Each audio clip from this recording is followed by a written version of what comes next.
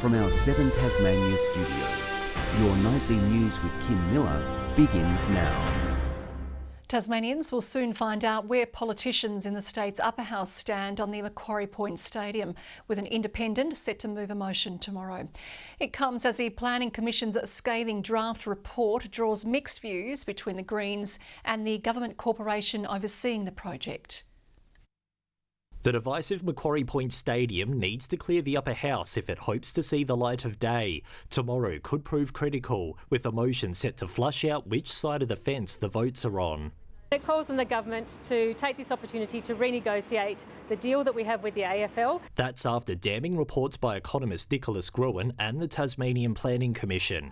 With the Tassie Devils boasting the highest membership in the league, there's a lot at stake. It would be extraordinary to see the AFL tear away this opportunity for our state to have a team. The government says she's politicising the issue, facing a Legislative Council election soon. She's lit the fuse on that.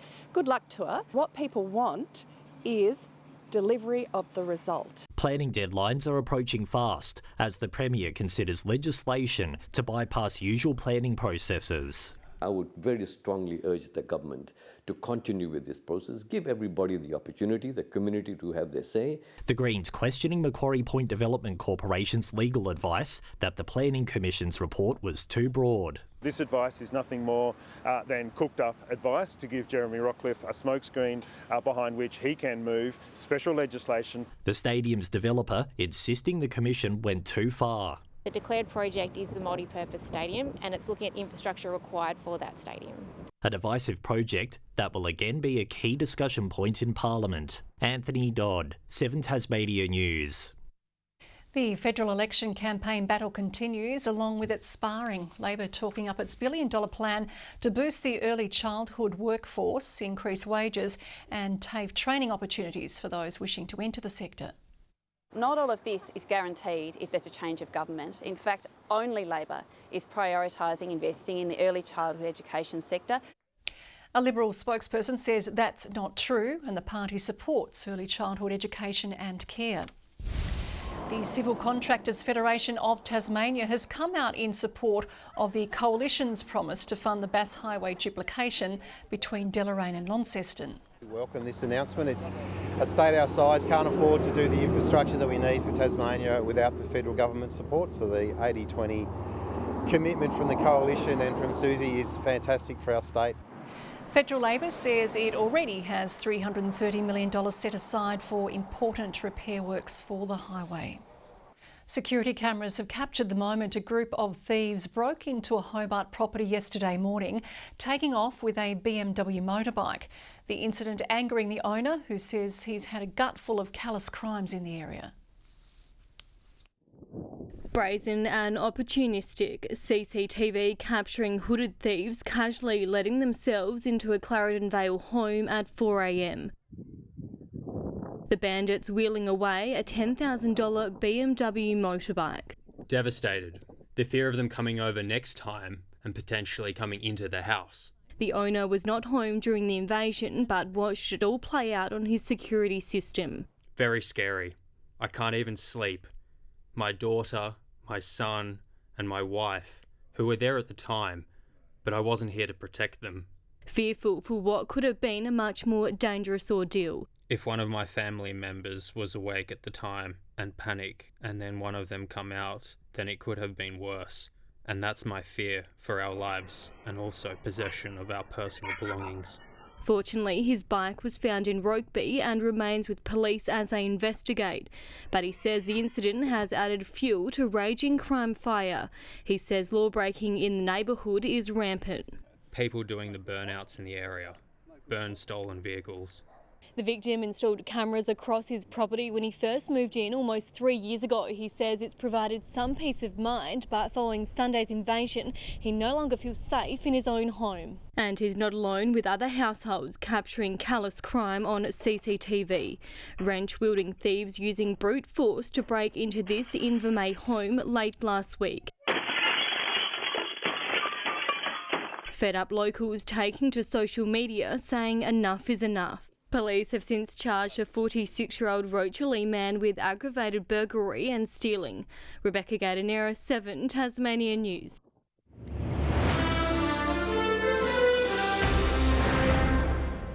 The government is shutting down concerns TAFE could be privatised as it considers future options for its state-owned businesses. The opposition claims it could potentially be on the chopping block. The government hasn't ruled it out. Jeremy Rockliff has said that everything is on the table when it comes to his privatisation agenda, except for the hydro. In response, the Skills and Training Minister questioned if it's Labor's dumbest ever scare campaign, saying TasTAFE isn't a GBE and won't be privatised. As Term 1 draws to a close, Brighton's only high school has officially opened. The $74 million facility will eventually welcome 600 students, following years of campaigning by the late Mayor Tony Foster, who passed away last year. Tasmania's longest-serving mayor, Tony Foster, had a vision for Brighton to have its own high school, and today that very vision officially came to life. My only regret is that Tony's not here to see it, knowing how long and hard he fought for it. His family among those on site for the formal opening. Following years of campaigning for better educational opportunities in the municipality. I know sometimes when we were in town, if a minister was walking down the street and he saw us, they would try and find a way of not having to come any further because they knew exactly what he was going to say. What about at Brighton High School? Concerns about the number of students travelling elsewhere to attend high school at the heart of Tony's mission. Our bus services that work in the area for all our feeder primary schools have just been able to continue on to us, so all of our areas really well serviced. The build, worth $74 million, welcomed grades 7 and 11 at the start of Term 1, with plans to eventually see 600 students attend at full capacity. I like cooking, we made some really good food. First time we had cooking, we made scrambled eggs. Maths is my favourite subject because I'm good at it. Learning spaces like these, potential inspiration for future builds. Going forward, it has to be a benchmark for high schools around Tasmania, if not Australia. Ruby Cairns, 7 Tasmania News. There's a call for donation partners to join Tasmania's container refund scheme, which is set to start from next month. Charities and community organisations can apply to become part of the initiative, allowing Tasmanians to choose to donate their 10-cent refunds per container to support one of them. This income will make an incredible difference to us to be able to support that research that's happening here in Tasmania. You might donate part of it and keep some for yourself, but either way we've seen this being a really successful way for schools, charities, community groups to raise funds. 25 charities have so far signed on to the program. A group of young and emerging tourism leaders is embarking on an interstate tour to source ideas to bring back to Tasmania. The initiative has a big backer, hoping to nurture and keep our homegrown talent here. Developing the next generation of tourism industry leaders. Everything that Tasmania has to offer is kind of what I want to bring to the industry. The state's peak body sending a delegation of Tasmania's young tourism operators to regional Victoria for a 3-day education tour, studying and observing how businesses there operate. Learning from kind of different perspectives in Victoria to hopefully, I guess, enhance what we can offer in Tasmania. We know that we do things really great here in Tassie, and we dare say that we think we're the best in Australia, but there's always room to learn. Attempting to whet the appetite and encourage emerging talent while also forming networks with other industry colleagues. Rob Pennicott's backing the tour. He's hoping it'll bring fresh ideas. In 10 years, I'm going to be a dinosaur, and it's really lovely to invest in the Young Tourism Network. Organisers also hope the tour will show the group potential career growth opportunities if they stay for the long term. It's really important for us as an industry to show that there is a great career in tourism. Sometimes there's a challenge for people to realise that you can actually really make a career in tourism and hospitality. The tour will commence tomorrow in Melbourne, then travel through Geelong and to the Bellarine Peninsula. Mark Zita, 7 Tasmania News. Well, 2 years after a horror crash nearly ended her career, a local harness driver is back in the winner's circle. Many would consider Bronte Miller's return to the track somewhat miraculous, but she says it was never in doubt. If there's one place Bronte Miller would rather be than her back paddock at Mount Direction, surrounded by horses, it's in a sulky tearing down the home straight. But that part of her life nearly came to an abrupt end in 2023, suffering horrific injuries as a passenger in a late-night crash. Nursing several broken bones, including a hip, she never lost her passion. I was either at the races watching, or if the races were too far away, I'd be watching them on TV. I don't reckon I ever missed a race.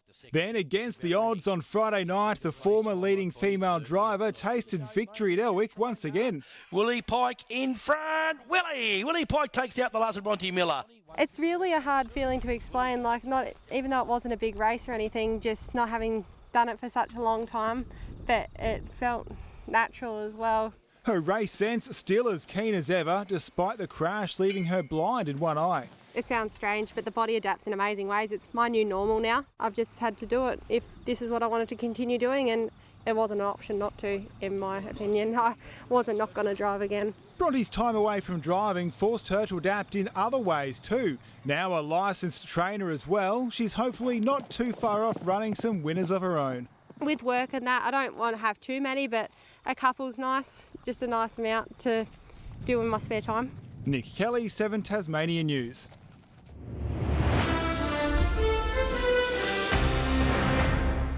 Brighton's coach would love to play more Friday night footy after making their entrance to the SFL's new Premier League in front of a bumper home crowd. Although they had the better of Glenorchy in the final term, they still finished 5 goals shy of victory and know they'll need to lift even further at next round against Lauderdale. We know if we'd done a few things better, we would have been right in that game at the end. We'll go in this week with a different plan and hopefully we can put up, again, a really competitive performance. There's also plenty to digest from the NWFL Women's opening gala round. Wynyard and Penguin playing at the tightest of the 3 battles. Accuracy off the boot, the biggest tick for the Cats. We're really, really lucky with our ball users, and especially the girls inside 50. When they have the opportunity, they tend to find the middle of the big stick, so can't complain. There'll be no chance for Wynyard to continue the role though, heading to a bye this weekend. Tasmanian jockey Craig Newett has hit a big milestone, riding his 150th winner at Cranbourne and setting a track record in the process. His ride aboard the 3-year-old filly on Broadway, surpassing Cranbourne's previous record of 149 wins from an individual jockey. Back home, Froggy is just 2 wins away from cracking the 150 at Hobart too.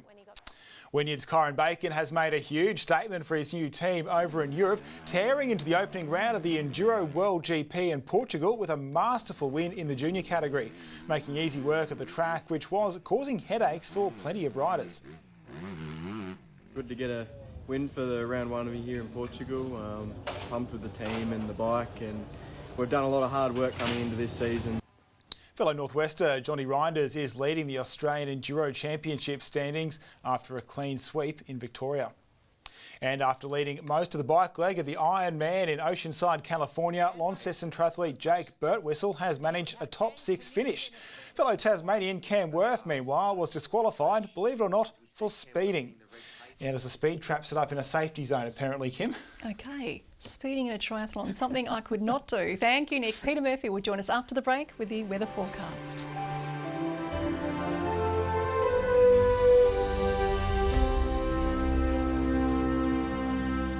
Good evening. Hope you're all getting over the weekend. I'm finding it a bit tough, but I'll try to soldier on. Hobart 16 today, Launceston 21, Devonport 19 and Burnie 18. Something about Mondays, isn't there? Apart from Launceston, most temperatures were between 1 and 4 degrees below average. St Helens 20, Friendly Beaches and Flinders Island 18, King Island, Lowhead and Ooze 17 today, Smithton and Strawn 16, Grover High 15, Lyawini a top of just 8 degrees. Patchy low-level cloud today, more widespread over the west with cool southwesterly airstream operating. Scattered cloud also over the southeast of the mainland. Some thunderstorms are in the cloud over WA, with more stretching across the north of the country to coastal Queensland. Tomorrow, a large high has a far-reaching influence across the country. A series of troughs persist over Western Australia. West to southwest winds tomorrow up to 25 knots over the south, more variable later over the upper east, swells to 4 metres in western and southern waters. A cloudy 18 for Hobart, same for Adventure Bay. A shower though for Tarraleah, 2 overnight, 13 the maximum tomorrow. 20 the top for Launceston and partly cloudy. Devonport 19, a high of 19 for Bridport.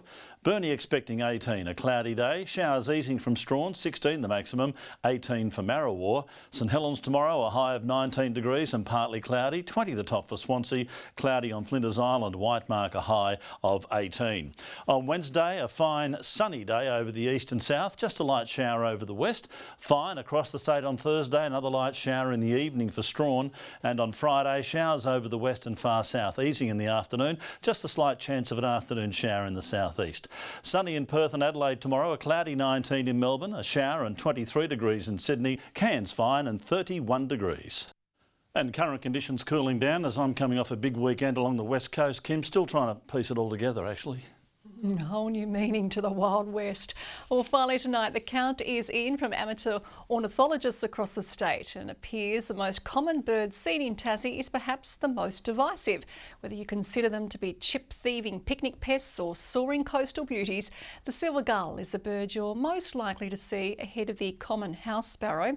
The annual bird census draws submissions from millions across Australia each year. The next Aussie bird count will take place in October. And that is all your news for now. I'll be back later with updates. Thanks for joining us. Good night.